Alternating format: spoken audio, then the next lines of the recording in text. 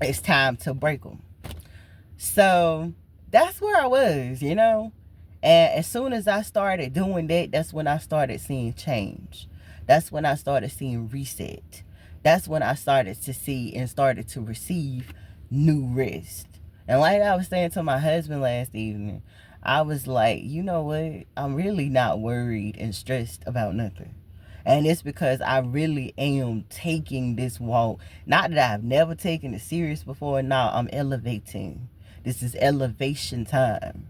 And I'm literally taking this walk more serious than I ever have in my life. I'm so serious that you got to pull it out my cold dead hands in order for me to let it go, kind of. Because it's like I just hit 35 and I'm not where I expected to be, and my life is not going where I expected it to go, and it's not necessarily where I would have expected for it to be, especially from all of the successes that I've had in my life. And I literally had, I don't know how much hell and high water I had to swim through, so much crazy I had to swallow and eventually regurgitate over and over and over again. And this is from the time I was in my mother's womb all the way up into this point of 35. So, yeah, I'm like, it's time for a change. So me and God got something going on within the next 7 days. Won't be saying what it is until it is. But we got something going on. And so it's not like it took me by surprise or it shocked me how the last 2 days have been, because I know I got a 7-day process that's happening and going on right now. And I guess that's another reason why I asked, can we just talk? Because I want everybody that ever works with me or for me, ever joins my team, I want you to see that how I got to where I am, the process wasn't always pretty. I didn't, you may think, oh, she misgot it all together. And I want you to see what it looks like when she's misgot it all falling apart. Because sometimes that's what things have to do. Things have to fall apart. We may not like it, we may not want it, but it's going to have to happen. Because if anything is being built on a foundation that is not solid, it's gonna crash and it's gonna burn.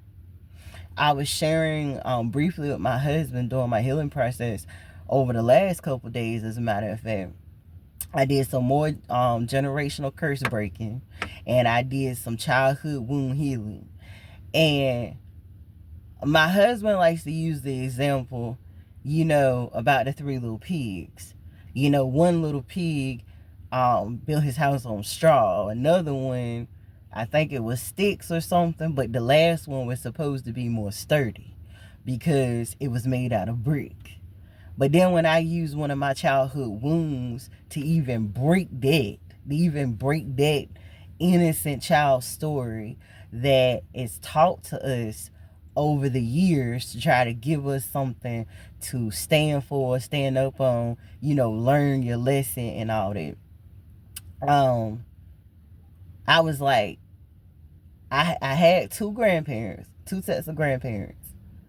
I had one set of grandparents that lived in a trailer, and I don't have no shame about it. Trust me, I don't.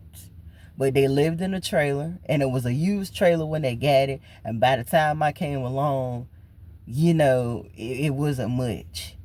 But what they lacked in money, and what it lacked in how the trailer looked, and all this, that, and the third, and how the land looked back then, it didn't lack love.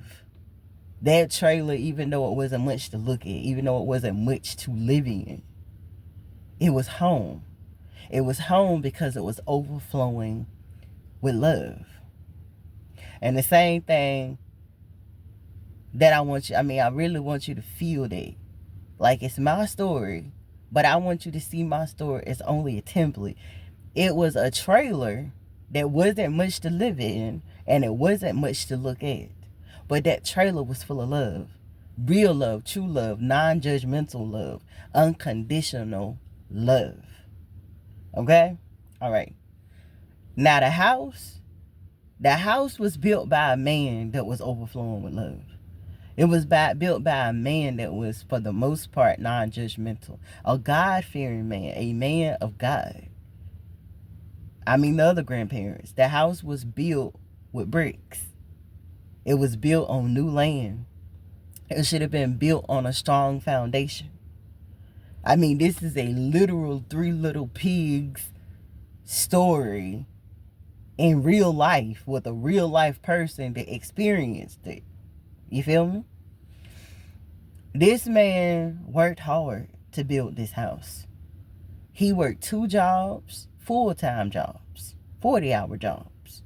Put himself through school so he could learn how to make blueprints in order to build his own home. He later used that same skill set to help build a brand new church for him and his church family. This man was a God-fearing man of God. He didn't come from nothing. Matter of fact, both sides of the family, neither one of them came from nothing. They both came from the same area. They built their lives and started their families in the same area. It just so happens that one man was able to achieve more than the other. That's it. That's all. That's it. That's all. If I was to show you a picture of what this brand new house, only one family ever lived in it. If I was to show you a picture of what that house, and maybe I might do it for one day. I ain't gonna lie. As a training aid, I may very well drive down there, or when I go down there to visit my mother's grave and do some other things I want to do to it. I may very well go right ahead and take a picture of what that house looks like now.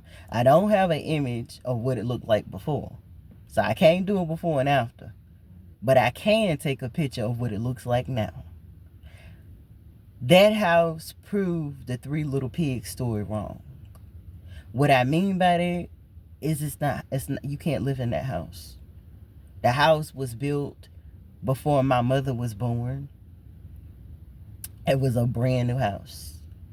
A living room, a den, a laundry room, a kitchen, a bathroom, 3 bedrooms. It's not possible to live in this house. Nobody can live in this house. You can knock the house down and put another house there, or put a trailer there, or a double wide there.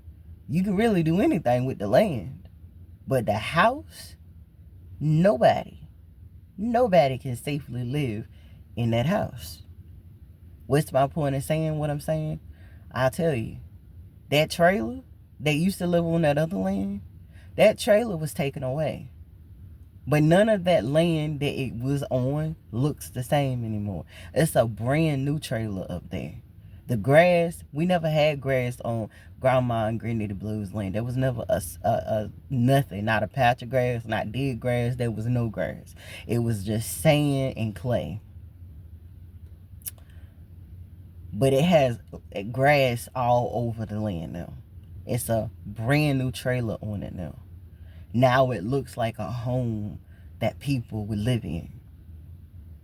Not a trap house, not junk, not trash. And again, I'm not saying anything against my grandparents. They did the best they could with what they had. But what they had, honestly, was more valuable than a house. They had love. The brick house, it was hell. It was abuse. It was sexual, mental, emotional, physical, spiritual, sexual, financial, and social abuse in that house.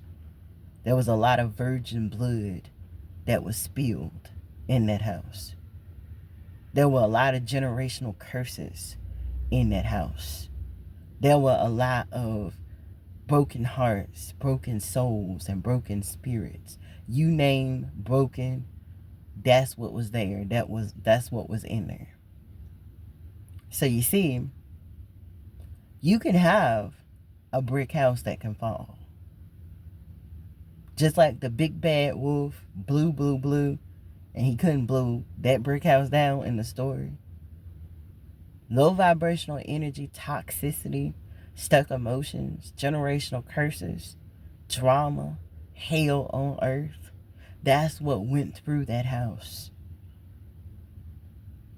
And the only grateful thing I can really give God glory for is that the man that built that house before he died, he never saw what it turned into. He knew he couldn't live there anymore, but he was unfortunately legally blind. But honestly, I feel like that was the best gift he ever could have had because of the condition of that house. Because unfortunately, if he would have seen what that house turned into, it would have killed him. It wouldn't have been a stroke on the left and right side of his brain that killed him. It would have been just seeing with his house that he worked so hard for, that he went from being in poverty, past poverty, being poor and scuffled and had sleepless nights and went to work with walking pneumonia and you name it. But the person he decided to unite with, to choose as his life partner, his wife, she killed, she stole, and she destroyed everything he worked for. Why did I tell this story, part of this talk? Well, this woman is about to take her last breath. And unfortunately, I believe that she is receiving all the karma and everything that she did, not just to him, and it was horrible, but to his children, to his grandchildren, to his legacy. She had to pay for that before she left here. And she's paying for it with her last breath. I take no joy in it, honestly.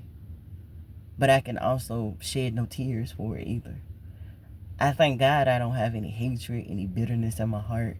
All the things that I used to carry, some things I didn't even know I was carrying until I released them. And honestly, that was the childhood wound that I had to heal, because I'm married now.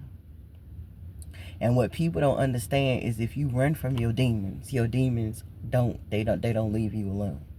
And they're not chasing you, they are attached to you. I believe I made a video saying something similar to that about a month ago.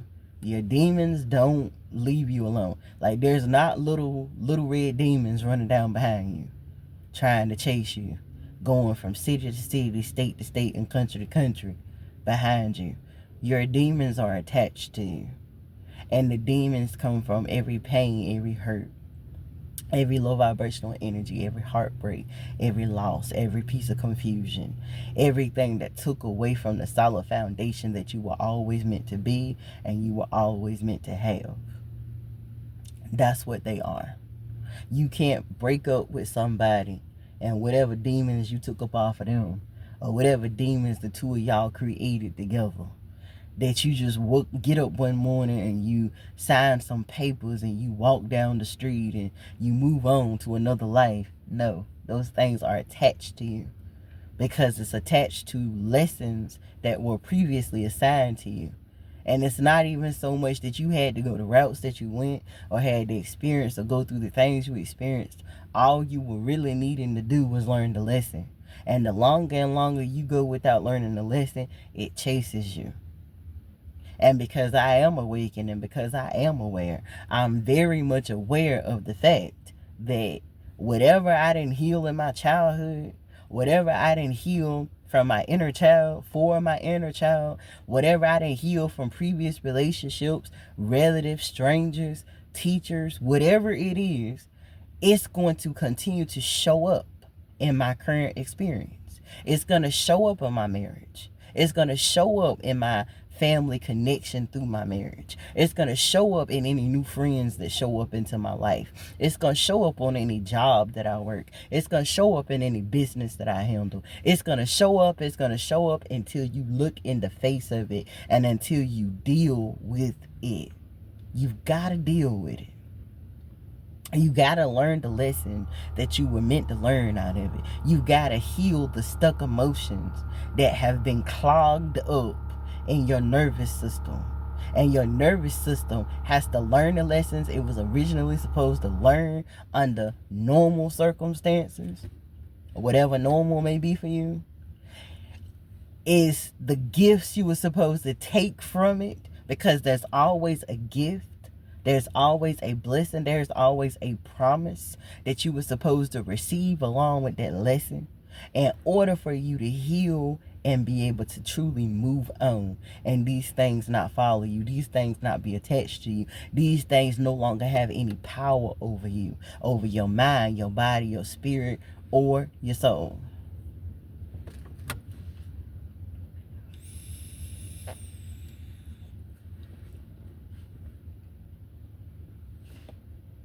And that's just the tea. Once you know that, though, that's when you know something you didn't know. And that's when you'll have that power that you need to break that chain, to break that curse,